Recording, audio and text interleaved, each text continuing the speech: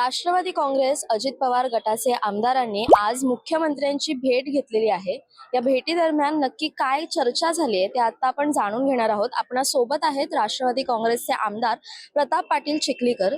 Sir, आज मुख्यमंत्र्यांची भेट घेतली, भेटी दरम्यान काय चर्चा झाली? माननीय मुख्यमंत्री महोदयांची आम्ही सर्वांनी भेट घेतली।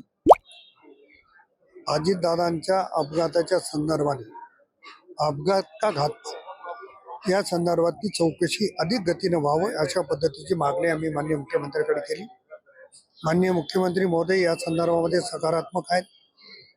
ज्या दिवशी अपघात झाला दुसऱ्या दिवशी माननीय मुख्यमंत्र्यांनी चौकशीचे आदेश पण दिलेले आहेत, परंतु सर्व आमदारांना असं वाटलं की याला गती मिळाली पाहिजे।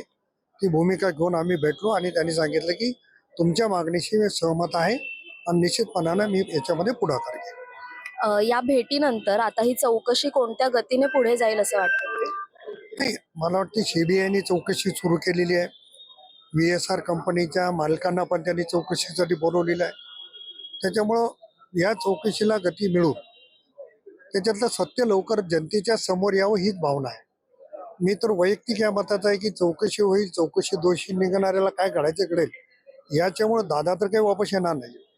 जी घटना झाली ती महाराष्ट्रासाठी अतिशय वेदनादायक घटना आहे, परंतु महाराष्ट्रातल्या जनतेच्या मनातलं कुठेतरी गेलं पाहिजे आणि म्हणून सुस्पष्टपणे चौकशी झाली पाहिजे अशा पद्धतीची विनंती आम्ही सर्वांनी केली।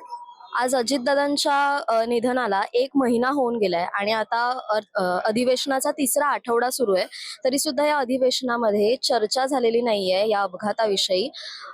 अजितदादा गेल्यानंतर त्यांचं महत्व कमी होताना दिसतंय का? अजितदादा गेल्यावर त्यांचं महत्व अजिबात कमी होणार नाही। अजितदादा काही एखाद्या 2 टर्मचे नेते नव्हते। माझ्या माहितीप्रमाणे सलग 8 वेळेस विधानसभेला, लोकसभेला आणि त्याच्यामुळे एक महाराष्ट्रातला मोठ्या क्रमांकातला नेता होता। माननीय मुख्यमंत्र्यांनी ज्यांनी सांगितले की दादांच्या नावाला साजेल असं स्मारक उभा करू, याचा अर्थच समजून घेतला पाहिजे। महत्व कमी होण्याचा विषय नाही, परंतु चर्चा झाली नाही, चर्चा करण्याची मागणी कोणी केली नव्हती। परंतु मला असं वाटतं की आजच्या आमच्या निवेदनामुळं माननीय मुख्यमंत्री याला सकारात्मक घेतील, कारण शुक्रवारपर्यंत बजेट मांडण्याचाच विषय होता आणि बजेट मांडल्याच्या नंतर सर्व आमदार आपापल्या मतदारसंघात गेले, परत आज आले आणि मतदारसंघ आपल्या सर्व आमदारांनी त्यांची भेट घेतली। त्यांनी सकारात्मक भूमिका घेतलेली आहे आणि मला असं वाटतं याच्या संदर्भात अधिवेशनात संपण्याच्या अगोदर माननीय मुख्यमंत्री निवेदन पण करतील। तर आपणासोबत होते आमदार प्रताप पाटील। कॅमेरा पर्सन असीमसह मी संचारी आकेरकर, विधान भवन, मुंबई।